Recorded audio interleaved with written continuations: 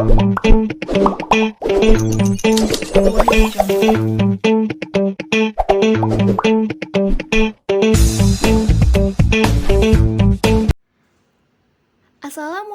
warahmatullahi wabarakatuh. Selamat sore semuanya, salam sehat untuk kita semua. Perkenalkan, kami dari kelompok 6, mata kuliah Kimia Bioorganik, dosen pengampu Profesor Dr. Edi Cahyono, MSI, jurusan Kimia, Prodi Kimia, Universitas Negeri Semarang. Sebelum kita memulai diskusi pada sore hari ini, perkenalkan saya Dinisa Fitri Salsabila dengan NIM 4311418030 selaku moderator akan memperkenalkan anggota kelompok kami. Yang pertama ada Nelly Fitri dengan NIM 4311418001. Yang kedua ada Hartati Sri Lestari dengan NIM 4311418019. Yang ketiga, ada Hafid Holik dengan NIM 4311418062. Yang terakhir, ada Aisyah Humaira dengan NIM 4311418066. Pada kesempatan kali ini, kelompok kami akan membahas subbab 2.9 tentang chemical mutation. Kami harap kalian dapat menyimak dengan baik. Terima kasih. Nah, untuk pertama, kita akan membahas mutasi kimia. Apa sih mutasi kimia? Ahli kimia obat melalui quantitative structural activity relationship telah mencoba untuk mengoptimalkan sifat inhibitor enzim dalam hal faktor sterik, lipofilik, dan faktor elektronik untuk pengikatan yang lebih efisien ke sisi pengikatan enzim.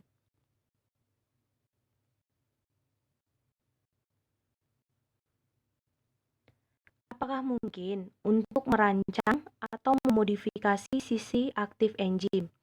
Jawabannya iya.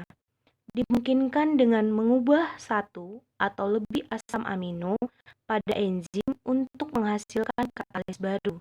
Ini yang disebut dengan site-directed mutasi kimiawi protein dan enzim.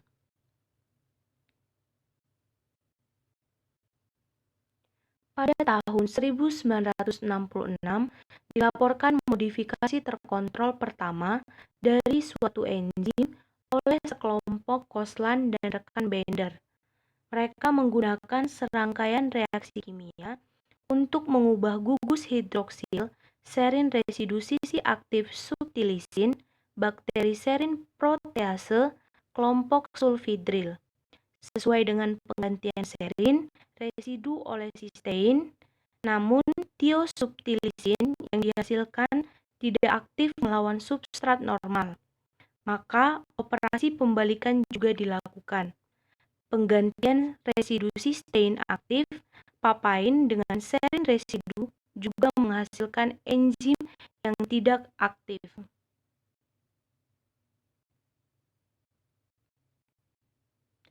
Sama halnya dengan asam aspartat 102 dari A-kimotripsin diubah menjadi asparagin dan beberapa aktivitas mempertahankan enzim. Di sisi lain, konversi gugus karboksilat dari asam aspartat 52 dari lisosom ke alkohol primer sepenuhnya menonaktifkan enzim. Semua modifikasi site-directed telah berguna untuk penjelasan mekanisme enzim. Masalah dengan modifikasi kimia tersebut, residu asam amino adalah kondisi yang agak drastis untuk digunakan, yang biasanya akan dihindari, dan juga seringkali non-spesifik. Sehingga strand DNA ini kemudian diekstrak dan dijadikan sebagai cetakan atau template untuk mutagenesis. DNA target yang mengandung urasil diinkubasi dengan oligonukleotida mutagenik yang berpasangan dengan target kecuali di lokasi mutasi yang diinginkan. Ingat, ini bisa menjadi penyisipan, penghapusan, atau substitusi basa dari satu atau lebih nukleotida. DNA akan membentuk double strand dalam mikstur Renaud, DNTPase, ligase, dan ATP. Hasilnya berupa double strand DNA yang pada strand baru mengandung timin dan strand lama mengandung urasil. Perhatikan bagaimana nukleotida yang diinginkan tidak berpasangan dengan tempat lama. Gambar 2, sasaran plasmid digunakan sebagai template untuk menghasilkan untai kedua DNA yang berisi mutasi yang diinginkan dan hanya timin. Selanjutnya, DNA hibrid ditransformasikan ke dalam E. coli strain yang membawa gen Wild tipe 2 dan Ung. DNA lama yang mengandung urasil akan didegradasikan dan diganti dengan kopi baru yang mengandung timin, hingga pada akhirnya yang tersisa hanya DNA hasil mutasi.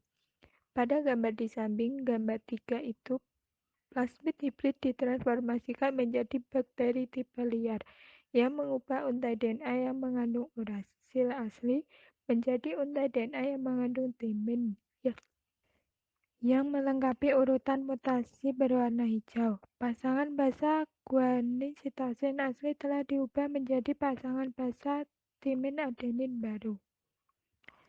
Kemudian bisa dilihat pada gambar.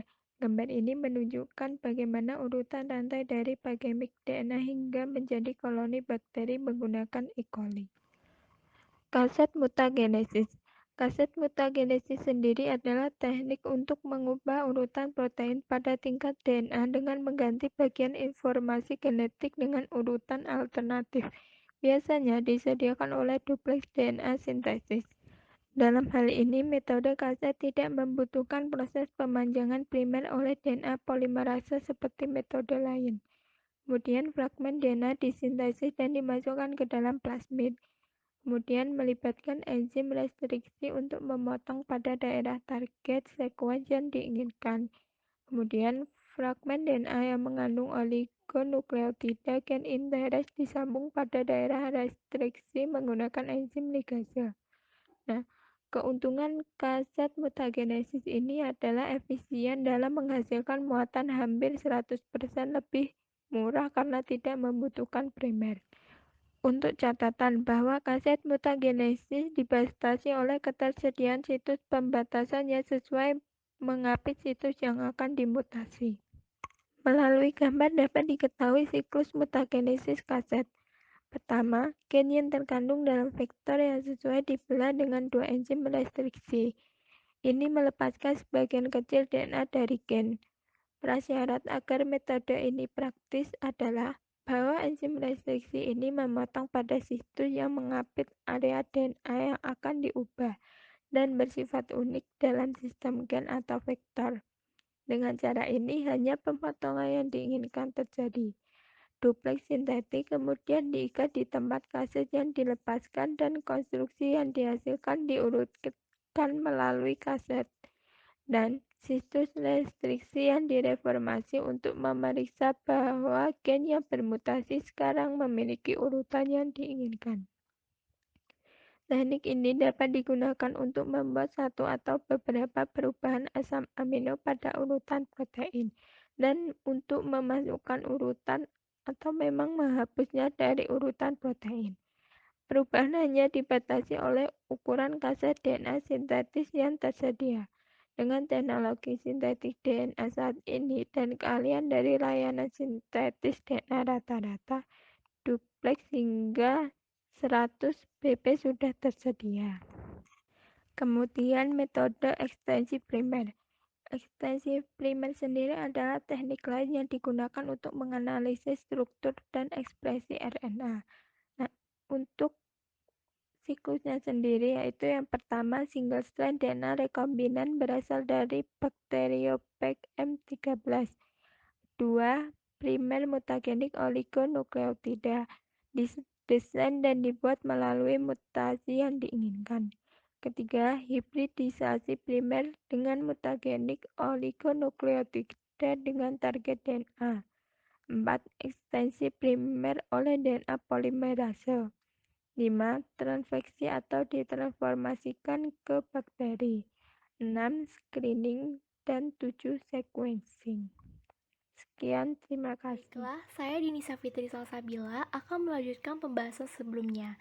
Di sini saya akan membahas tentang site-directed mutagenesis. Jadi, apa itu mutagenesis? Nah, sebelumnya saya akan menjelaskan Apa itu mutasi? Nah, mutasi itu adalah perubahan yang terjadi pada bahan genetik DNA maupun RNA, baik pada taraf urutan gen yang disebut dengan mutasi titik maupun pada taraf kromosom. Nah, peristiwa terjadinya mutasi ini disebut dengan mutagenesis. Nah, jadi mutagenesis ini merupakan proses di mana mutagen ini menyebabkan sekuens DNA atau informasi genetik organisme mengalami perubahan yang menghasilkan mutasi. Nah, mutasi genesis ini biasanya terjadi secara spontan di alam atau buatan melalui proses laboratorium. Nah, jadi mutagenesis alam atau buatan itu seperti apa sih? Nah, kita bahas dulu yang B nih, yang mutagenesis spontan. Nah, mutagenesis spontan ini bisa juga disebut dengan mutagenesis alam, yaitu mutagenesis yang terjadi secara alami, secara kebetulan dan jarang terjadi. Contohnya itu kayak mutagen alam sinar kromis, radioaktif alam, sinar itu ultraviolet matahari. Nah, dia itu yang DNA purification and gene cloning. Pertama itu ada pemurnian DNA dan cloning gen. Terus in vitro mutagenesis, kemudian mengalami transformasi sel. Nah, kalau mutagenesis buatan ini apa sih? Dia itu yang A. Nah, mutagenesis buatan itu adalah yang terjadi adanya itu campur tangan manusia. Nah, jadi itu contohnya itu kayak proses perubahan gen atau kromosom ini secara sengaja diusahakan oleh manusia dengan campur tangan kayak zat kimia, sinar X, radiasi, dan makanya disebut juga dengan mutasi induksi. Nah, contohnya itu kayak penggunaan senjata nuklir roket, terus pemakaian bahan radioaktif untuk diagnosis, terapi, deteksi. Nah, tapi mutagenesis buatan ini tidak selalu buruk.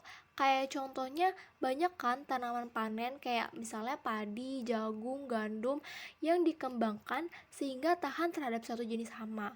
Nah, itu merupakan juga contoh dari mutagenesis buatan yang positif. Oke, next ya. Jadi, menurut Primrose ini, site-directed mutagenesis adalah instead of crudely. Maksudnya adalah banyak sel atau organisme secara kasar dan rusak dan kemudian menganalisis ribuan atau jutaan mata air untuk mengisolasi mutan yang diinginkan. Sekarang mungkin untuk mengubah secara spesifik bahasa tertentu dalam urutan cloning. Nah, teknik ini dikenal dengan site-directed mutagenesis. Nah, site-directed mutagenesis jadi adalah metode untuk melakukan perubahan secara sengaja dan spesifik pada daerah nukleotida tertentu dari sekuens DNA yang diinginkan. Nah, biasanya itu untuk mempelajari fungsi dari protein. Nah, perubahan pada basa itu dapat berupa single mutation atau point mutation atau multiple base change atau delesi atau insersi. Nah, site-directed mutagenesis ini ada 4 metode. Yang pertama dikenal dengan metode Kunkel's method, yang kedua cassette mutagenesis, yang ketiga primer extension atau single primer method, yang keempat ada PCR for site-directed mutagenesis. Nah, jadi manfaat site-directed mutagenesis ini yang pertama itu dia sebagai alat untuk mempelajari fungsi dan properti dari sekuens DNA ini. Karena mutasi yang akan kita buat itu dibuat secara spesifik. Nah, yang kedua itu memungkinkan kita dapat mengetahui dengan detail identitas dan fungsi dari suatu asam amino dan melihat efek aktivitas enzimatiknya. Jadi kan kita udah membuat DNA tertentu dan kita tuh bisa lihat efek aktivitas enzimatiknya. Yang ketiga itu membuat protein yang dirancang untuk kebutuhan tertentu. Nah, bagaimana sih sejarah penemuan site-directed mutagenesis ini? Nah, pada tahun 1920, Hermann Muller menemukan mutasi pada lalat buah akibat pengaruh paparan sinar X-rays. Artinya, berarti yang dilakukan Hermann Muller ini merupakan contoh dari mutagenesis buatan. Karena dia itu dipengaruhi oleh sinar X dan dilakukan di laboratorium. Pada tahun 1971, Hudson and Marshall et al. Membuat mutasi menggunakan fragmen kecil dari page X174 dan restriction nuclease. Pada tahun 1973, Charles Weisman menggunakan N4-hydroxytidine yang mengubah GC menjadi AT. Pada tahun 1978, Seidel Hutchison and Michelle Smith mendeskripsikan set-directed mutagenesis itu pertama kalinya menggunakan oligonukleotida sebagai dalam metode primer ekstensi. Nah, pada tahun 1993, Michelle Smith menerima hadiah Nobel dalam bidang kimia bersama Carrie B. Mullis yang mengembangkan metode PCR, yang tadi metode terakhir. Nah, jadi bagaimana mekanisme umum site-directed mutagenesis? Yang pertama itu, primer DNA yang akan kita mutasi itu sesuai keinginan itu merupakan komplementer dari DNA template darah yang akan dimutasi. Nah, yang kedua, DNA polimerisasi ini akan melakukan ekstensi primer. Yang ketiga, DNA yang mengandung daerah mutasi ini ditransformasikan pada sel inang sebagai vektor untuk selanjutnya dilakukan proses cloning dan seleksi. Nah, yang pertama ini dikenal dengan Kunkel's method. Dia itu merupakan metode klasik untuk melakukan mutasi pada sequence DNA. Nah, sequence DNA ini dimutasi ke dalam peptide seperti M13 atau MP1819, kemudian ditransformasikan ke dalam sel E. coli strain yang tidak memiliki DUTP atau kekurangan DUTP dan deglutisidase. Terus metode klasik ini untuk melakukan mutasi pada sequence DNA. Nah, hasilnya itu akan berupa single strand DNA yang mengandung banyak urasil. Nah, selanjutnya akan dilanjutkan oleh Tati ya. Assalamualaikum warahmatullahi wabarakatuh. Saya Aisyah Humaira, NIM 4311418066. Di sini akan menjelaskan tentang mutasi kimia dan enzim semi sintetik. Pada tahun 1978, Whitsett mengembangkan enzim semi sintetik dengan menggunakan molekul biotin yang dimodifikasi. Beliau memanfaatkan interaksi biotin dengan afidin, di mana interaksi biotin-afidin telah dijelaskan pada subbab 2.5 pada bahasan sebelumnya. Mekanisme enzim semi-sintetik tersebut didasarkan pada modifikasi struktur gugus fungsi asam amino pada enzim. Salah satu cara untuk mengubah spesifitas enzim adalah dengan menempelkan molekul organik atau katalis organologam pada permukaan enzim, sehingga akan menghasilkan beberapa perubahan dalam reaktivitasnya. E.T. Kaiser juga telah merancang katalis baru dengan mengganti kombinasi dari pengikatan protein yang ada dengan analog koenzim reaktif secara kimiawi, dan dapat mengekspresikan karakteristik reaktivitas kimiawi baru secara kovalen. Modifikasi enzim ini dapat disebut dengan sebagai modifikasi kovalen enzim. Nah, proses memproduksi molekul mirip enzim atau enzim semi-sintetik sendiri disebut dengan mutasi kimia. Berikutnya, flavopapain. Salah satu contoh enzim semi-sintetik adalah flavopapain. Flavopapain merupakan hasil modifikasi enzim papain. Flavopapain dibuat dengan modifikasi kovalen dari kelompok tiol, gugus sulfhidril, dari sisi aktif cysteine 25 oleh turunan flavin. Desain tersebut didasarkan pertama kali pada studi difraksi sinar X dari kompleks inhibitor papain kovalen. Kompleks flavin papain dibuat tanpa merusak enzim sebagai katalitik. Flavopapain FP3 adalah enzim semi-sintetik yang lebih efektif daripada flavopapain 1 dan flavopapain 2.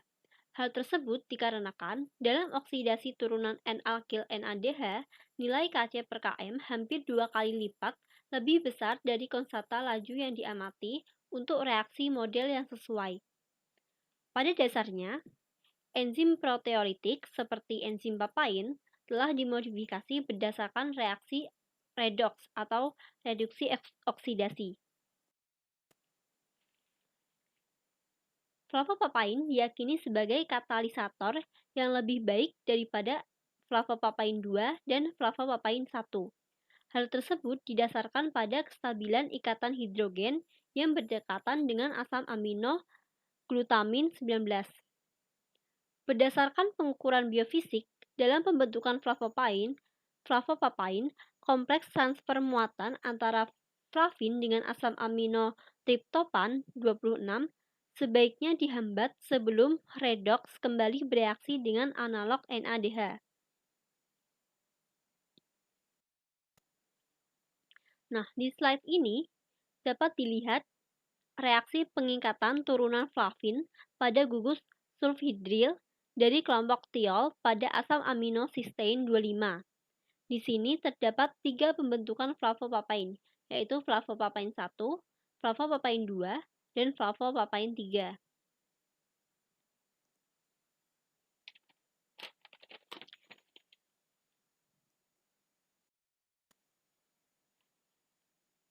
Yang terakhir adalah metmyoglobin. Dalam pendekatan serupa, namun berbeda strategi, Zimil menunjukkan bahwa enzim semi-sintetik juga dapat dibuat dari protein non-enzimatik. Bahan yang digunakan adalah sperma ikan paus metmyoglobin, di mana kelompok hem prostatiknya telah dihilangkan, sehingga apoprotein yang dihasilkan memiliki rongga hidrofobik yang dalam, sehingga menyerupai sisi ikatan enzimatif yang membawa substrat hidrofobik. Nah, untuk lebih jelas lagi tentang metmyoglobin, akan dijelaskan oleh teman saya, Holik. Sekian presentasi dari saya. Terima kasih.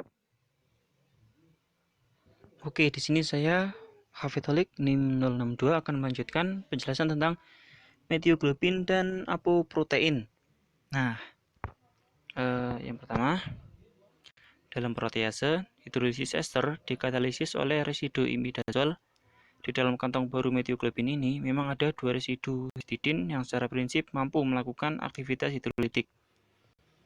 Kombinasi rongga hidrofobik dengan gugus katalitik menghasilkan kapasitas hidrolitik yang sangat baik untuk ester asam lemak dari struktur di samping. Nah, ketika proteinik yang baru menunjukkan kinetika saturasi dengan Kc per km 600 Min1 S-1, kecepatan akselerasi 3000 kali lebih besar dari imidazol itu sendiri. Aktivitasnya bahkan 15 kali lebih besar dari polimer imidazol poli atau ethylenimin yang dikembangkan oleh Klotz.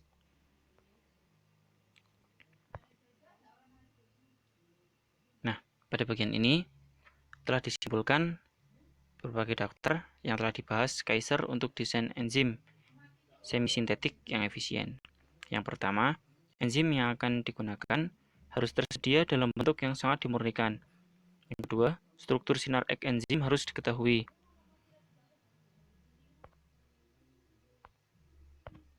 Oke, yang ketiga, enzim harus mempunyai gugus fungsi asam amino reaktif yang sesuai di atau dekat situs aktif. Nah, situs aktif itu adalah wilayah enzim di mana tempat molekul substrat mengikat dan menjalani reaksi kimia. Yang keempat, modifikasi kovalen enzim harus menghasilkan perubahan yang signifikan dalam karakteristik aktivitas enzim yang asli. Yang kelima, pemasangan analog koenzim tidak boleh menyebabkan masuknya substrat ke tempat pengikatan terhalang.